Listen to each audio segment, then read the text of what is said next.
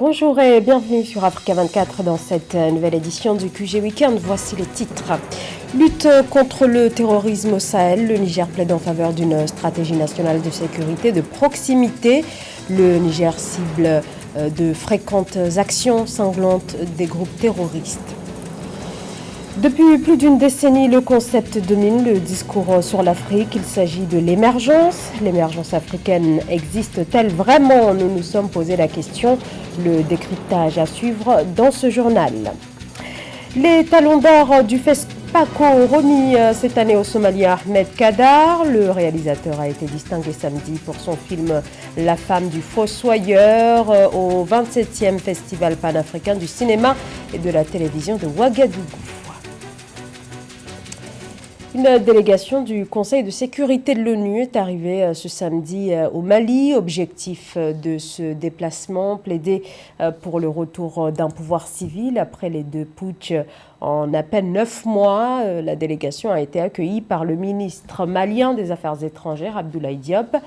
En plus des autorités maliennes, la délégation doit également s'entretenir avec des représentants de la société civile et des groupes armés signataires de l'accord de paix de 2015. Et sachez également que cette délégation onusienne est arrivée à Bamako quelques heures après l'appel lancé par l'ONG Human Rights Watch afin que les autorités maliennes ouvrent des enquêtes sur des cas d'exécution et des disparitions imputées aux forces de sécurité. Face à l'ampleur et à la régularité des attaques terroristes, le Niger, lui, entend lancer une stratégie nationale de sécurité de proximité. C'est le nom du nouveau plan du gouvernement nigérien qui lutte depuis des années contre des groupes terroristes, notamment Boko Haram dans le sud-est, sans parvenir à les vaincre malgré la coopération régionale et l'aide militaire occidentale. Amenedji. Le Niger sera bientôt doté d'une stratégie nationale de sécurité de proximité. C'est le fruit de bon nombre d'années d'efforts consentis pour l'instauration d'une approche plus inclusive de la sécurité et des solutions allant dans ce sens. Ceci dans un contexte où l'attention de la communauté internationale est tournée vers le Sahel en général et en particulier vers le Burkina Faso, le Mali et le Niger. Nous comprenons déjà que le financement des problématiques liées à la sécurisation pose problème essentiellement auprès des bailleurs de fonds internationaux. Et l'un des documents de référence exigés par les partenaires techniques et financiers, c'est évidemment une stratégie nationale en tant que telle. Et le G5 Sahel traîne les pas en raison parfois d'une certaine passivité au plan international vis-à-vis des bailleurs de fonds liés au retard dans le décaissement par rapport au financement et la mobilisation des troupes sur le terrain. Donc si le Niger parvient alors à élaborer une telle stratégie, ça serait une avancée réelle pour elle. Agir pour une sécurité de proximité dans les zones frontalières implique entre autres un climat de confiance entre administration, forces de sécurité et citoyens. Un important travail d'information doit rapprocher le G5 Sahel des citoyens afin de leur permettre de s'approprier de ces objectifs. L'autre réalité qu'il va falloir prendre en compte, c'est le caractère transfrontalier du phénomène terroriste en tant que tel.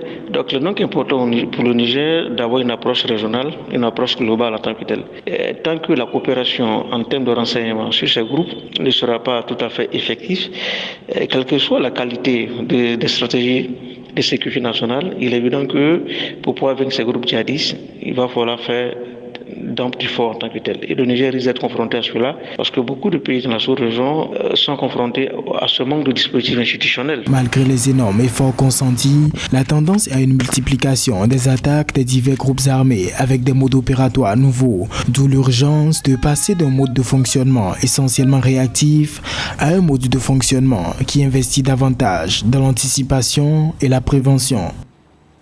De son côté, le Burkina Faso a annoncé ce vendredi des opérations de ratissage à l'est du pays suite à la recrudescence des attaques terroristes. Des unités de l'armée de terre et de la gendarmerie, appuyées par l'armée de l'air, sont mobilisées depuis plusieurs jours, a déclaré l'état-major général. Le Burkina Faso est en proie depuis 2015 à des attaques régulières et meurtrières, en particulier dans les régions du nord et de l'est. Ces attaques souvent couplées à des embuscades sont attribués aux groupes terroristes affiliés au groupe État islamique et à Al-Qaïda au Maghreb islamique. Les attentats ont fait plus de 1500 morts depuis 2015. Depuis quelques années, le terme émergence est employé pour définir ce qui serait la nouvelle trajectoire de l'Afrique subsaharienne, un terme qui a remplacé le mot développement, mais le nouveau concept d'émergence, vous le savez, est loin de résumer la trajectoire actuelle du continent à la lumière des nombreux défis qui se posent encore. Marie-Raphaël Antolo. Alors que les mouvements africains pour le développement sont centrés sur la mise en place d'une zone de libre-échange censée embarquer 54 pays, les penseurs économiques proposent d'autres stratégies à même de mener le continent vers cette réalisation. La problématique ici se centre donc sur les modèles de développement à l'ère des dynamiques d'émergence économique. Pour les auteurs de cette pensée, le continent pourrait être à même de se développer en s'appropriant ses propres modèles économiques qui devront être liés aux cultures et croyances africaines. En réalité, il faut savoir une chose, c'est que l'un des modèles simples, c'est un peu un modèle d'émergence économique de type bantou.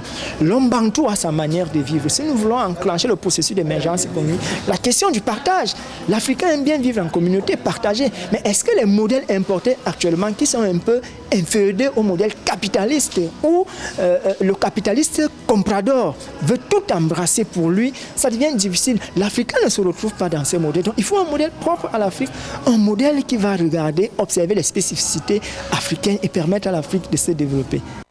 Le nouvel ouvrage intitulé « Quel modèle de développement à l'ère des dynamiques d'émergence économique en Afrique ?» pensé par les Camerounais Julien Onguéné Ateba, Henri Fidèle Moto 3 et le Béninois Godamien Mekpo plaide pour un changement radical du modèle de croissance des pays africains. Une initiative que des experts du domaine jugent par ailleurs innovante pour le continent qui continue de subir des modèles économiques imposés par les anciens colons. Jusqu'ici, on avait un développement qui était vraiment calqué sur le modèle européen. Et le docteur Onguéné, bien évidemment, vient nous sortir avec sa théorie de l'ongénéisme pour nous donner un modèle qui sied véritablement à l'Afrique. Du coup, on voit un ouvrage qui vient nous plonger dans l'africanisme, le penser un modèle qui est propre à nous autres. Du coup, on peut aussi voir dans son ouvrage le fait qu'il décrit le processus démocratique parce que jusqu'ici, on a vu que la majorité des États qui se sont développés sont partis de la dictature. Et ici, on nous propose un modèle démocratique. Est-ce que ça sied à notre contexte? Et dans son ouvrage, le docteur Onguéné le dit véritablement, l'Afrique n'en a pas besoin. Si oui, une démocratie qui est propre à l'Afrique. Par ailleurs, pour les auteurs de cet essai de 187 pages, les autorités africaines doivent revoir les méthodes économiques employées dans la gestion des ressources du continent. L'ouvrage « Quel modèle de développement à l'ère des dynamiques d'émergence économique en Afrique » est édité par Afredit. L'Afrique connaît l'un des plus forts taux de mortalité par cancer du sein. Entre 70 et 80% des femmes malades arrivent dans des structures hospitalières à un stade très avancé de la maladie, selon le triste bilan établi par l'OMS, l'Organisation mondiale de la santé. Le cancer qui pourtant, dépisté à un stade précoce, pourrait être guéri dans la majeure partie des cas, d'où l'importance de la sensibilisation. Illustration sur la situation en Côte d'Ivoire dans ce sujet d'Ange Bijou-Nomenio. Selon l'Organisation mondiale de la santé, le cancer du sein tue près de 1000 femmes chaque année en Côte d'Ivoire. Cette situation est souvent liée à une détection extrêmement tardive de la maladie lorsque celle-ci est devenue incurable. Afin de sensibiliser les médias à l'importance d'une communication continue sur le cancer du sein, l'ONG Ecomédia organise les 22 et 23 octobre 2021 les journées de mobilisation des médias contre le cancer du sein. Informer, sensibiliser aux mécanismes de prévention, mais surtout démystifier cette maladie qui, dans la conscience des personnes, est une maladie qui tue, alors qu'il n'en est rien. C'est une réalité, certes, mais le cancer du sein n'est pas une fatalité.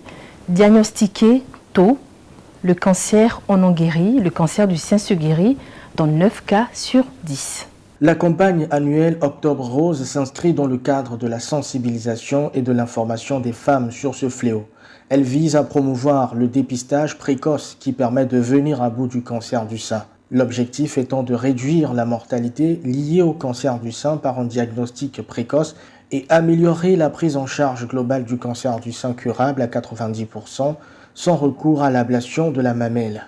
Depuis 2010, le ministère de la Santé à travers son programme national de lutte, a fait bouger les lignes. Concernant le traitement du cancer, nous notons des efforts remarquables qui ont été faits par l'État de Côte d'Ivoire à travers la mise en place du centre de radiothérapie qui répond aujourd'hui aux normes internationales.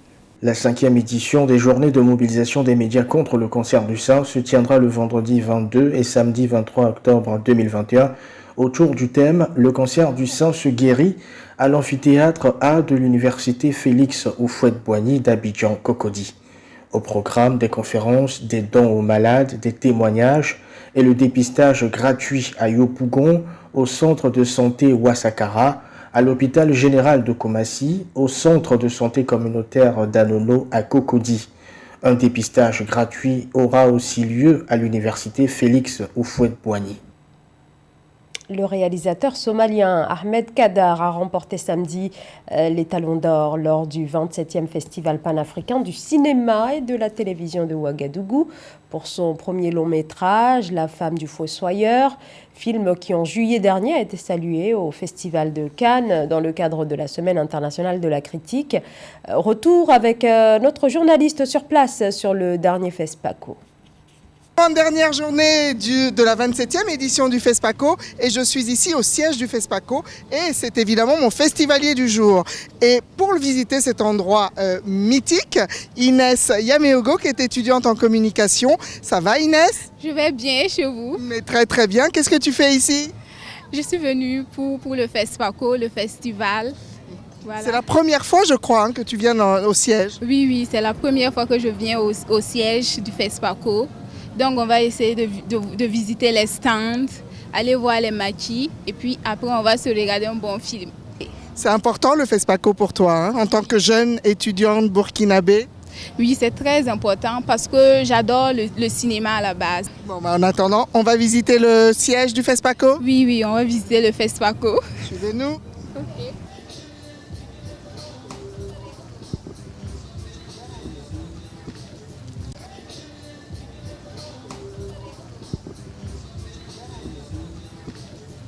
Alors ma chère Inès, je te retrouve. Comment s'est passée ta visite du siège du FESPACO? Très bien. On est allé voir les kiosques. On a pris des brochettes et de la boisson. Oui. Après, j'ai pris une photo avec la statuette. Et là, je viens d'une boutique où j'ai pris un faso d'Anfani, un pain faso d'Anfani made in Burkina. Alors et maintenant, pour finir, qu'est-ce qui te reste à faire dans ce FESPACO qui se termine demain?